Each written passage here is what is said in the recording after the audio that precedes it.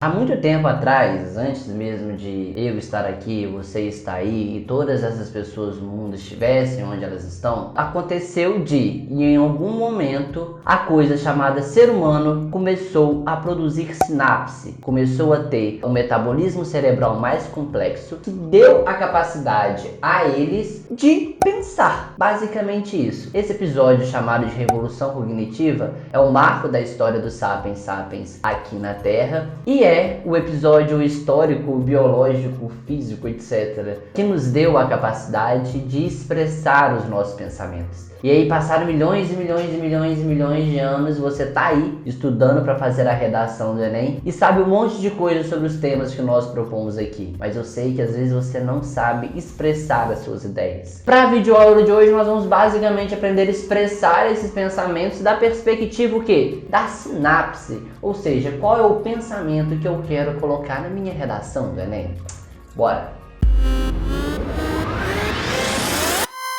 Para o corte da videoaula desse momento, a gente vai aprender a identificar esses pensamentos que vocês têm sobre o tema oferecido, os temas oferecidos para vocês, e pensar metodologias de expressar esse pensamento, para que a folha em branco não fique lá gritando desesperada, né? E você lá naquele martírio todo, tentando colocar as suas ideias na folha de redação, ok? Então vamos lá. Então hoje eu vou oferecer para vocês 4 metodologias argumentativas que vão auxiliar na construção melhor da sua argumentação. É basicamente a seguinte pergunta que a gente vai responder nesse texto: como eu escrevo o meu desenvolvimento? Para início de conversa, precisamos voltar lá na Grécia Antiga com um cara chamado Aristóteles, que escreveu o livro A Retórica, né? A Retórica era um tratado, ou seja, era um livro que se ensinava como seria esse bom argumentar, como é que seria essa arte de falar, né? E aí ele separa esse livro em 3 partes. A primeira parte é a parte do logos, a segunda parte é do patos e a terceira parte é do ethos. A essas partes Aristóteles chama de formas argumentativas, ou seja, o jeito que você vai argumentar. E eu pergunto para vocês, meus queridos alunos,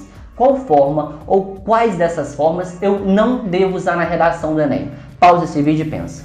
Me deu play? Qual que é a sua resposta? Se você falou que ethos não se usa, muito que bem, parabéns, né? Porque a sua vivência não pode estar inserida dentro da sua redação. Primeiro porque fere o princípio da impessoalidade, não pode ter o eu na sua redação do Enem. Segundo porque a sua redação do Enem não é fofoca, você não tem que contar a fofoca da sua vida pessoal para o seu corretor. Então a ethos a gente nunca usa. Se você falou a patos talvez. A patos depende muito do tema. Se a gente for falar sobre fome, morte, criancinhas que passam fome, ou família que estão sendo destruídas, eu estou mexendo com o emocional de alguma forma. Então alguns temas, eles mexem mesmo com o emocional com maior força. Então o patos talvez. A gente tem que fazer de tudo para evitar o patos e conseguir construir uma argumentação lógica no logos. Então a gente tem que pensar o seguinte: ethos nunca, patos talvez, o logos sempre. Mas a gente tem que pensar que as formas argumentativas, elas não atuam sozinhas. Para eu ter uma argumentação mais eficaz, uma argumentação mais legítima, o que eu preciso fazer? Eu preciso também ter metodologias argumentativas. Como? Como é que essas partes do meu texto, da minha argumentação, elas estão relacionando? De maneira ilustrativa, o que a minha citação tem a ver com o meu texto? Então as metodologias argumentativas, elas vêm para unir essas partes. E existem dezenas, centenas de metodologias